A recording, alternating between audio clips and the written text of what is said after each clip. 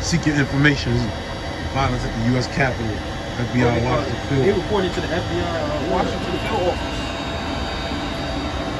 And then they try to blow up the Xfinity building. Look, see how it tie in? Yeah. There you go. I got one or something. Look at this. PayPal, Back to the one or something.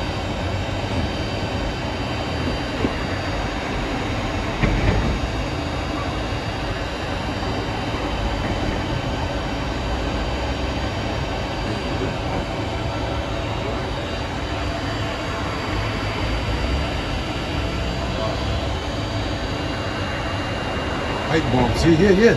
Washington, D.C. Everybody that was involved.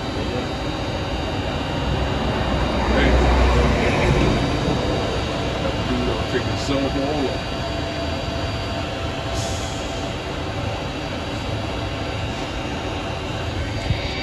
Damn, they come back to collect. Call Lord Yahweh Ba'Shem Yahushai, Ba'Shem L'Chakwadash. Double honor to the apostles and elders of Great Millstone. Shalom Labakarium. Yahweh is the name of the Heavenly Father, which is the God of Abraham, Isaac, and Jacob. Ba'Shem, which means in the name of. Yahweh Shai is the name of the only begotten Son, who was sent to deliver the children of Israel from their sins. Ba'Shem L'Chakwadash means in the name of the Holy Spirit, which is the volume of the book, the Spirit of Truth. Shalom Labakarium. Peace to the elect. That's the men, women, and children who were slated to be delivered in these last days. All right. And what you saw before you was myself, the Elder Zayanala, the Shah Yeshaya, and Yeshaya, he's the one that pointed out that there was a billboard over there pointing out the guy with the, the horns and the Viking suit that was in the Capitol building. And they said he was wanted. And then we went over there, and as you saw, there was a whole billboard, a digital billboard or digital wanted sign. Okay. And what you saw, which had the faces of the individuals whose faces that they caught inside the Capitol building. All right. Whether it's a hoax or not, that's beyond the point.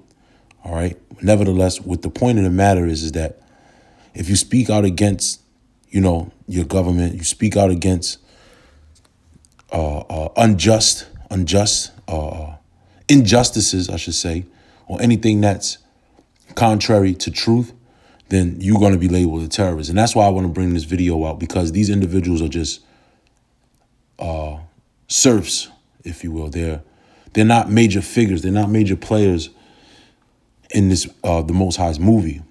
Who are the major players are essentially the elect of the nation of Israel and the elites of the society. The Rothschilds, the DuPonts, the Oppenheimers, the Gettys, all right, so on and so forth. The banking families, the people that control the monetary system of this world, going back to fractional reserve banking.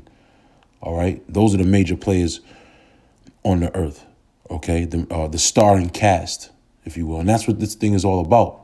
But they use these individuals, these lower level individuals, to incite particular things so they can issue out certain laws to bottle up the elect. That's what it all boils down to, man. All right, so they can stop they can stop this word. Hey, when you see the likes of Apostle Zahar, and all the other apostles, their videos being taken down, elder brothers videos being taken down, that's the beginning of the famine of the word. All right, why? Because Edom wants to push forth his new world order. All right, he wants to push forth his enterprise.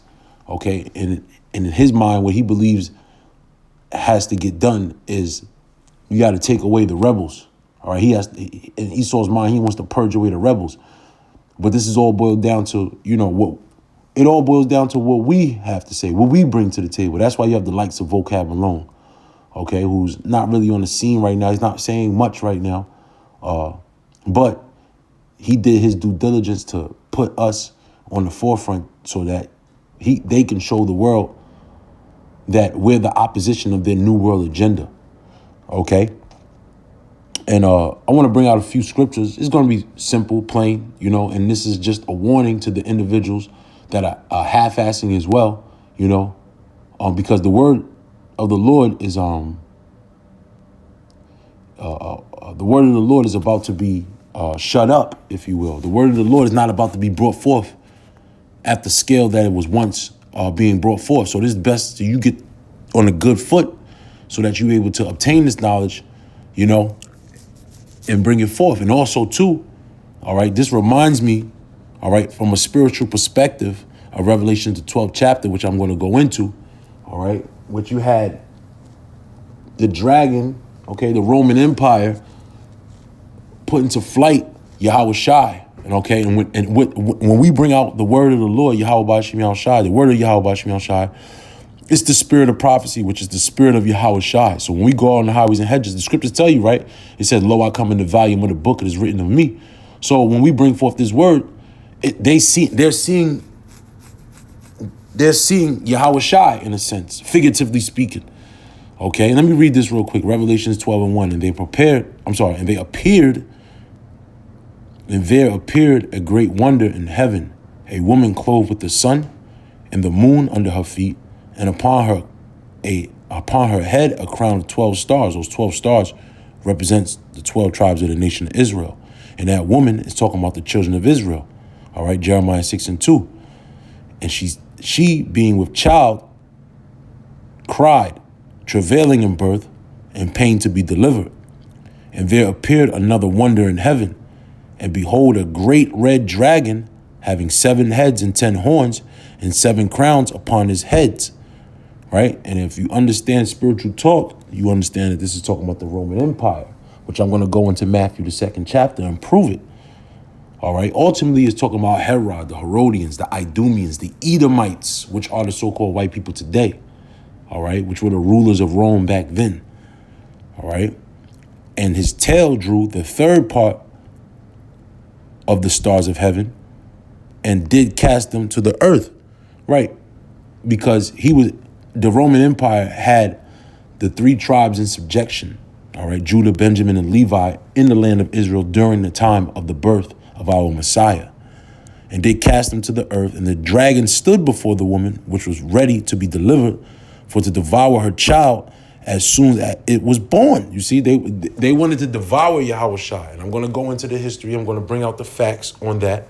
But it's all figuratively now, because when we bring forth this word, it represents the entity of Yahweh Shai, the return of Yahweh Shai.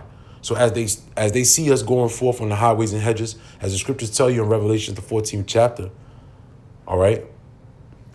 Matter of fact, let me get that. I think it's the one I want is actually in Revelation, the 7th chapter. Revelation 7:1. After these things, I saw 4 angels standing on the 4 corners of the earth, holding the 4 winds of the earth, that the wind should not blow on the earth, nor on the sea, nor on any tree. And I saw another angel ascending from the east, having a seal of the living God. All right, what's that seal? This word. And cried with a loud voice to the 4 angels to whom it was given to hurt the earth and the sea. Right, because the angels are controlling the minds of the people who have the, I don't want to say capabilities, but they have the authorization to set forth these missiles that are going to be set forth, these ICBMs, the thermonuclear destruction. So the angels are holding back on that. Why? It says, till we have sealed the servants of our power in their foreheads. And I heard a number of them which were sealed, and there were sealed 144,000 of all the tribes of the children of Israel. So as this word goes forth, what does it show for? What is ultimately happening? The men of the Lord, the 144,000, are being sealed in their minds. And when they are being sealed in their minds, that's the closer we get to the destruction of Esau, Edom, and his system. So as he's seeing this manifest before his eyes, right? When you go back, just like as he saw, he understood that Yahweh Shai was on the come. It said what? He looked to devour. Okay, let's get it. He looked to devour, verse 4. For to devour her child as soon as it was born. And who is that child? Yahweh Shai. As she brought forth a man-child who was to rule all nations with a rod of iron, and her child was caught up unto the Most High, into his throne. And the woman fled into the wilderness, where she hath a place prepared of the Most High, which was going into Egypt, which I want to get into that story, that they should feed her there 1,000 and 2,000 and 60 days, right? And that's the point. Okay, so let's go into the history and prove that. This is the book of Matthew, chapter 2, verse 1. Now, when Yahushua was born in Bethlehem, by Yaflacham, meaning the house of bread, because Yahushua is our bread, our nourishment in these times, of Judea, or Judah, in the days of Herod the king, behold, there came wise men from the east to Jerusalem, saying, where is he that is born king of the Jews? For we have seen his star in the east and are come to worship him. When Herod, or let me say this too, because you have individuals out there that say that we're not supposed to worship Yahushua. Well, these three wise men were looking to see the birth of Yahushua so they can worship him, because we do worship Yahushua. We give his reverence, okay? We give him the proper reverence, the proper benevolence due. It says, when Herod the king had heard these things, he was troubled, and all Jerusalem with him. Let's look at who Herod is, because Herod is basically a title, all right, of, you can say, the kings of Idumea at the time. And I'll prove that. It says, this is the book, I'm sorry, not the book, but this is Herod in Wikipedia. It says Herod was born, this is the first Herod, because there was many Herods, all right? Herod was born in, or around 72 BCE, all right, before the Christian era, in Idumea, south of Judea. Oh, it said he was born in Idumea. What is Idumea? That is the Greek way of saying Edom. Now, let me see if they get that right here, because they go off. Because they'll try to tell you that Idumea means you're half Jew and half Edomite. All right, when you go into the history, what these so-called scholars say.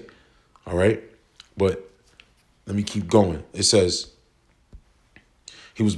I'm gonna just go back, because, like I said, they go off on what an Idumean is. But when you look it up for yourself, you'll see that it's the Greek word for the for Edom, or Adawam, south of Judea. He was second son of Antipater, the Idumean, a high-ranking official under Ethnarch Hyrcanus II, and Cypros, a Nabatean Arab, whose father was a descendant, right? His father was by descent an Edomite, whose ancestor had converted to Judaism. Herod was raised as a Jew, which that's correct.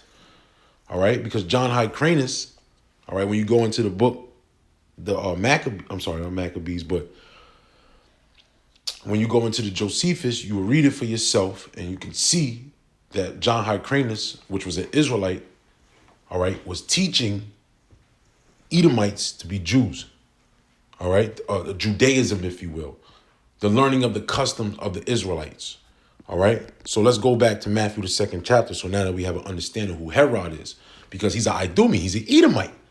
And just like this time that we're living in now, you have the Edomites seeing the uprise of our people because of the spirit of Yahushua, the word of the Lord being brought forth, okay? You have those Edomites looking to devour us now. And how are they doing it? By staging events so that they can point the finger on the men of the Lord.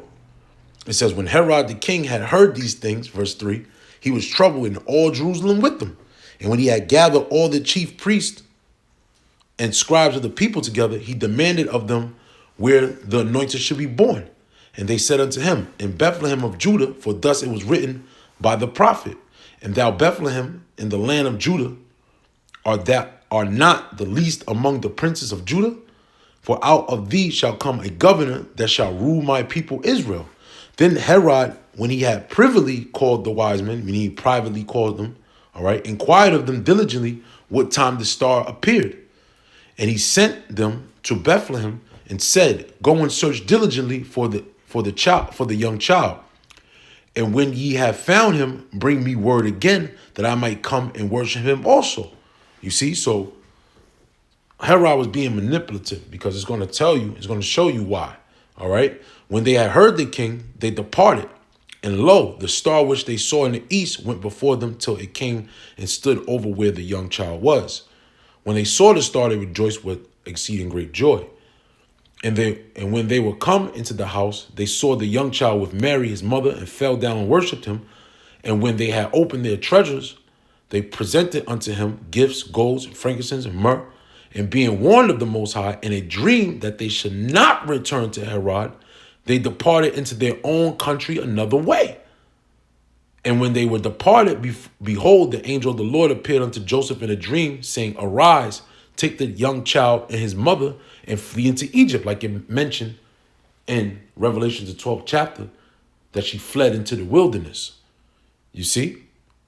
Now it says what?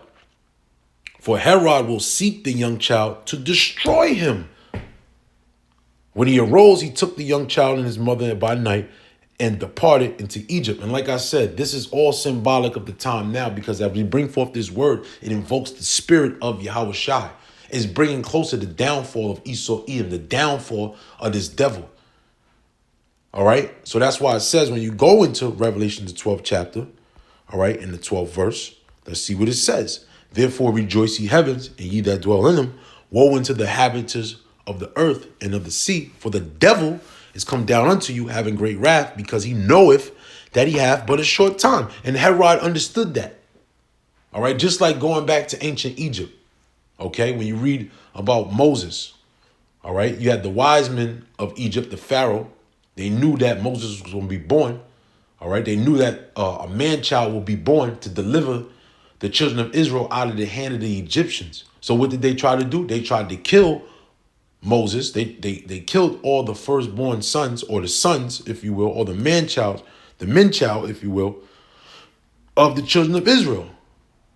Why? Because they knew they had a short time. And fast forward into this time now that we're living in, that's why you have these events happening to, make the time more strenuous, make the word of the Lord more constraint. All right, the cutting of the videos and the cutting of the channels. Soon we're not going to be on the highways and hedges anymore, man. You see, soon we're not going to be able to make videos.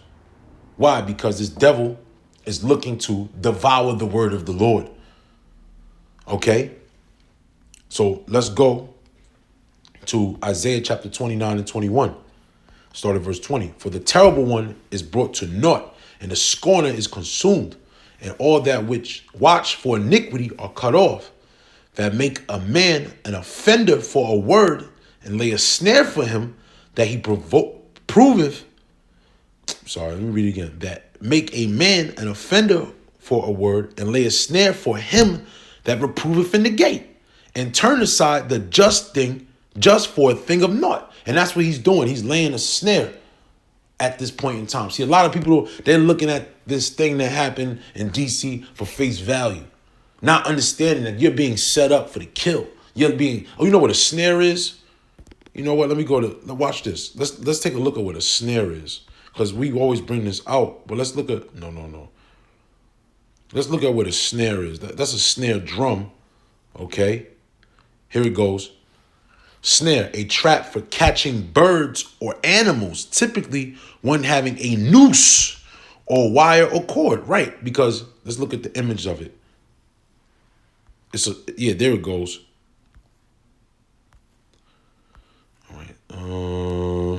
No. Let's get more detail in so we get the right. There we go. You see? These are snares right here. All right? These are snares. And then when a snare is set up, I want to see something. Because typically when a snare is set up, it's not seen by the prey. The predator sets up the snare, but the prey can't see it. So he walks right through it and he gets caught. Okay, there it goes right there. That's a good one right there. You see? That's not seen by the prey. All right? And that's how it gets caught, because the prey is just walking, minding his business, thinking everything is fine and dandy, but then it gets caught in this snare. So that's what a snare is, and that's what's being laid out for our people as a whole, but mainly for those that have the word of the Lord.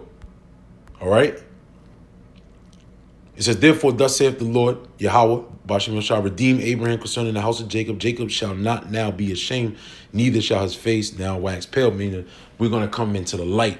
Why? Because all this persecution is going to do nothing but benefit us in the first place, because these things must shortly come to pass.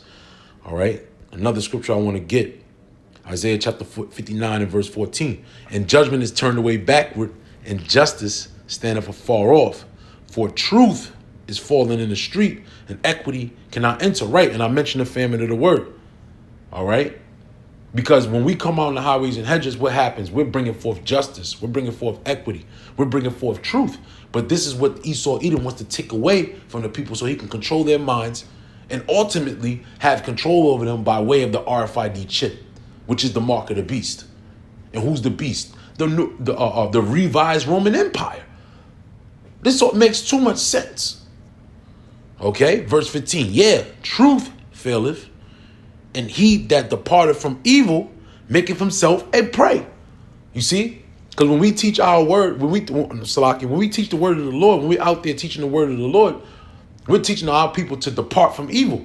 And this is what Esau Edom understands, that this is his biggest opposition. So this is why he wants to set forth these snares to make our people a prey. And a lot of our people just don't get that. All right? And I'll say this too about these particular Israelites with this guy, Tazariak. These individuals that hold back the word of the Lord, man. The scriptures say, cursed be he that hold back his sword, man. Why? Because these individuals are scared to speak up with righteousness because they know they're going to make themselves a prey. You see? But you have 144,000 who are not defiled by women, man. There's no gal found. All right? Okay? It says, and it displeased him, okay, and Yahweh saw it, and it displeased him that there was no judgment, man.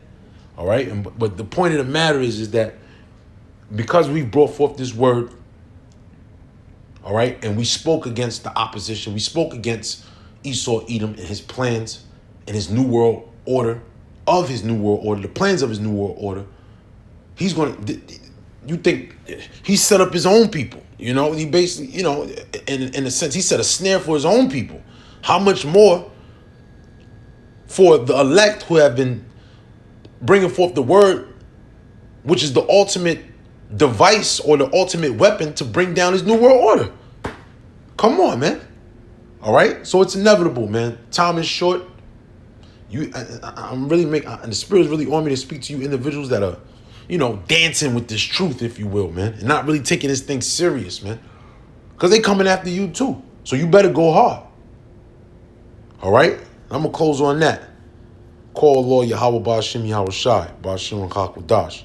Shalom. Violence at the U.S. Capitol, FBI Washington field. They reported to the FBI Washington field office. And then they try to blow up the Xfinity building. Look, see how it tie in? There you go. Yo, I got one or something. Look at this really PayPal, back to Venmo. the one or something.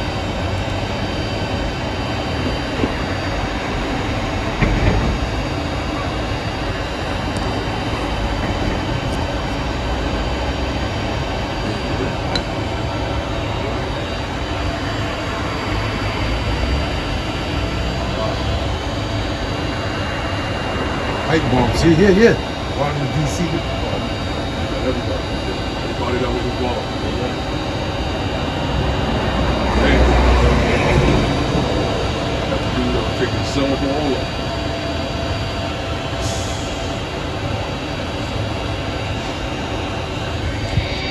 Damn, they come back to collect. Call Lord Yahweh Ba'Shem Yahweh Shai.